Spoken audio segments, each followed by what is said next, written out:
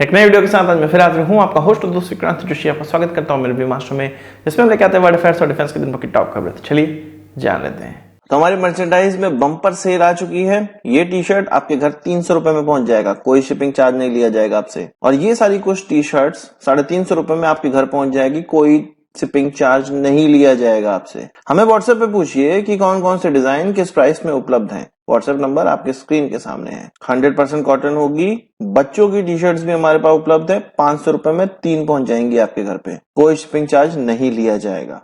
अपनी सबसे पहली खबर की बात करेंगे तो पाकिस्तान की तरफ से निकलकर सामने आ रही है। पाकिस्तान के न्यूज चैनल के द्वारा ये खबरें चलाई जा रही हैं कि J-31 स्टिल्थ फाइटर, जो कि चीन के द्वारा बनाया जाता है या बनाया जा रहा है या डेवलप किया गया है, उस पर अब पाकिस्तानी पायलट अपनी ट्रेनिंग करना स्टार्ट कर दिए हैं। पाकिस्तान के एयर चीफ मार्शल का जनवरी 2024 में ये कहना था कि पाकिस्तान से FC-31 या J-31, जिसका कि एक्सपोर्ट वेरिएंट का नाम J-31 है, उसको खरीदा जा सकता है पाकिस्तान की तरफ से। और अब उनकी न्यूज चैनल ये कंफर्म कर रहे हैं कि इसकी ट्रेनिंग पाकिस्तानी पायलट स्टार्ट कर चुके हैं। चीन की तरफ से इसको अपना स्टिल्थ एयरक्राफ्ट कहा गया है या 5th जनरेशन एयरक्राफ्ट कहा गया है। ट्विन इंजन वाला ये एयरक्राफ्ट J-20 के बाद बनाया गया है। 2012 से ही इसका डेवलपमेंट स्टार्ट किया गया था, पर इंजन की कमी की वजह से इसको उड़ाकर नहीं देखा जा सक रहा था। J-20 तो आया, पर J-31 जल्दी ही आने वाला था और हो सकता है कि चीन ने इसको बना भी लिया है और कई बार हम लोग उसकी तस्वीरें भी देखते हैं। तो भारत जहां अभी 5th जनरेशन एयरक्राफ्ट लेने के लिए स्ट्रगल कर रहा है,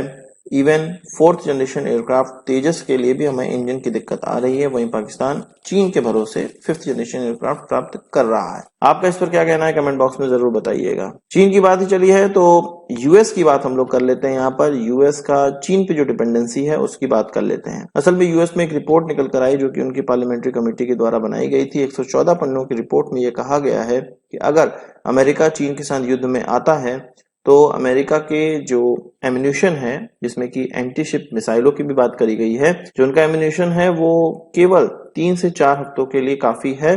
चीन का मुकाबला अगर हम लोग करें तो चीन के साथ ये रिपोर्ट कंपेयर की गई है। चीन का जितना एम्यूनिशन का स्टॉक है उसके साथ ये रिपोर्ट कंपेयर की गई है कि यूएस केवल 3 से 4 हफ्तों तक ही टिक पाएगा, या एम्यूनिशन 3 से 4 हफ्ते तक ही टिक पाएगा यूएस के पास। इसमें जो एंटी शिप मिसाइल्स हैं वो केवल कुछ ही दिन तक ही टिक पाएंगी, वो तो हफ्ते तक भी नहीं टिकेंगी, कुछ ही दिन तक वो टिक पाएंगी। अच्छा, इसके बाद जो मैं आपको बताऊंगा उसको सुनकर और ज्यादा आपको आश्चर्य होगा कि 2022 में एक रिपोर्ट निकल कर आई थी जिसमें कि यूएस के द्वारा जो एम्यूनिशन अपने बनाए जाते हैं उसमें एक मेटल है एंटीमनी, उसका इस्तेमाल किया जाता है। ये मेटल जनरली सिल्वर या जिंक की खदानों में मिलता है या लेड के साथ अपना यौगिक बनाया रहता है, और बनाया रहता है और उस तरह से मिलता है। अमेरिका सबसे ज्यादा चीन पर डिपेंडेंट है इस ओर या इस मिनरल के लिए, अपने देश में उनके यहाँ नहीं होता है। एंटीमनी का चीन सबसे बड़ा निर्यातक है या सबसे ज्यादा मैन्युफैक्चरर, सबसे बड़ा मैन्युफैक्चरर है। इसके बाद रशिया आता है और तजिकिस्तान का भी नंबर अब तीसरे नंबर पे आने लगा है। आप बोलेंगे कि एंटीमनी का कहां कहां पे इस्तेमाल किया जाता है। असल में जो बुलेट्स होती हैं उसके खोल में भी इस्तेमाल किया जाता है।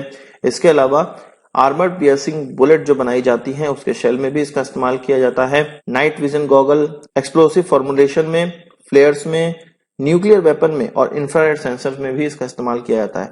मतलब बहुत से डिफेंस इक्विपमेंट एंटीमनी के द्वारा बनाए जाते हैं या उनमें उसका इस्तेमाल होता है। जब 2022 में रिपोर्ट निकल कर आई कि चीन पर बहुत ज्यादा अमेरिका डिपेंडेंट है, तो धीरे धीरे रशिया की तरफ अमेरिका शिफ्ट होने लगा और अब हो सकता है कि वो तजिकिस्तान या अन्य देशों की तरफ भी शिफ्ट हो चुका हो। पर इस चीज को झुटलाया नहीं जा सकता है कि अभी भी अमेरिका चीन पर बहुत ज्यादा डिपेंडेंट है अपनी जो रक्षा जरूरतें हैं उसके लिए। भले ही अमेरिका के द्वारा ये रक्षा इक्विपमेंट बनाए जाते हैं, डेवलप किए गए हैं, पर इनका जो कॉन्ट्रैक्ट मैन्युफैक्चरिंग है या इनका जो रॉ मटेरियल है वो बहुत सारा अभी भी चीन से आता है। और आप जानते हैं कि विवाद के समय में चीन सीधे सीधे हाथ खड़ा कर देगा और यूएस का जो सप्लाई चेन है वो बिल्कुल डिसरप्ट हो जाएगा। तभी तो अभी हम लोग देख रहे हैं कि पूरा यूरोप या हम कह लें ब्रिटेन या कोई भी देश पूरे महीने भर में जितना एम्यूनिशन बनाता है, रशिया केवल 2 दिन में उतना एम्यूनिशन बना देता है। इसीलिए रशिया का जो मुकाबला है वो पूरा यूरोपियन देश और अमेरिका मिलकर भी नहीं कर पा रहा है।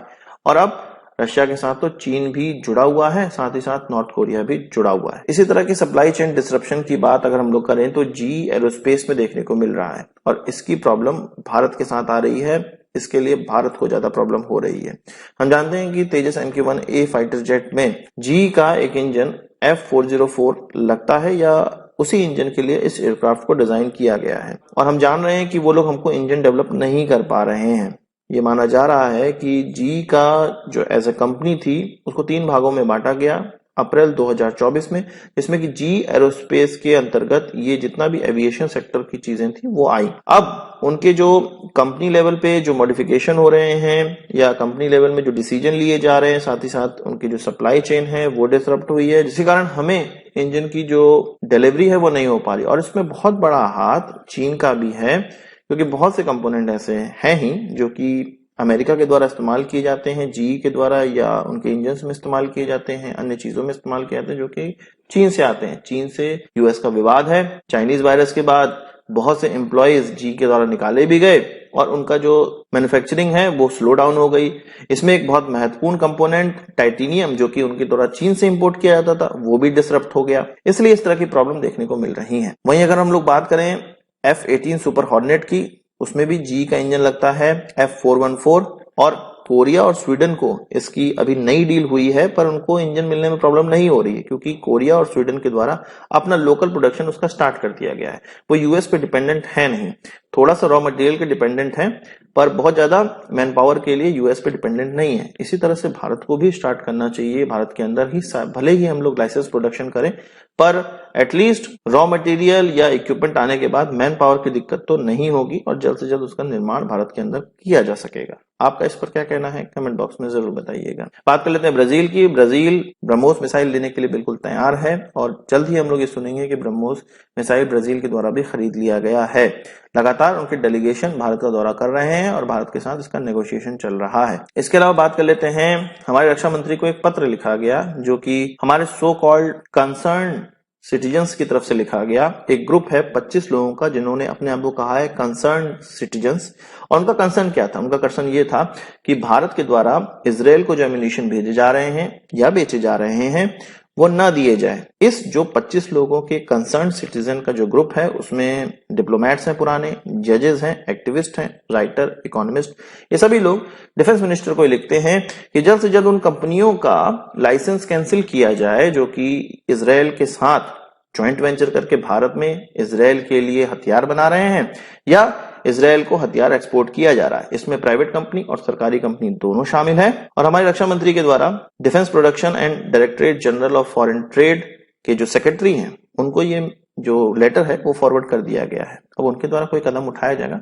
या नहीं उठाया जाएगा ये देखा जाएगा और इसका कुछ ना कुछ लूपहोल निकाल लिया जाता है। और मुझे नहीं लगता कि इजराइल को कोई भी हथियार अगर हम लोग बेच रहे हैं तो उसमें कोई भी कमी भारत लाने वाला है, क्योंकि जब अगर भारत पे कोई अटैक होगा, और इससे पहले भी अटैक हुए हैं, भारत की झड़प भी हुई, लड़ाइयां भी हुई हैं, उसमें इजराइल ने हमारा साथ दिया है। और अगर इस तरह की भविष्य में कोई लड़ाई हो जाएगी और अगर हम लोग उनको हथियार देना बंद कर देते हैं तो क्या ये जो 25 कंसर्न सिटीजन्स का जो ग्रुप है वो क्या भारत की रक्षा करेगा?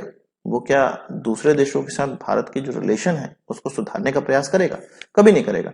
तो भारत अपने लेवल पे जिनके साथ व्यवहार बनाना है बना रहा है, जो भविष्य में हमारे काम आ सकते हैं उनसे व्यवहार बनाया जा रहा है। आपका कहना है इसमें कमेंट बॉक्स में जरूर बताइएगा। आज की इस वीडियो के लिए बस इतना ही। आशा करता हूँ कि वीडियो पसंद आया होगा। आपको एक बड़ा थम्स जरूर देंगे। इस वीडियो संबंधित सवाल सुझाव हो कमेंट बॉक्स में जरूर लाइएगा और यदि आपने हमारा चैनल सब्सक्राइब नहीं किया उसे भी कर लीजिए, क्योंकि हम इस प्रकार की वीडियो लाते रहते हैं। नमस्कार, थैंक यू, जय हिंद।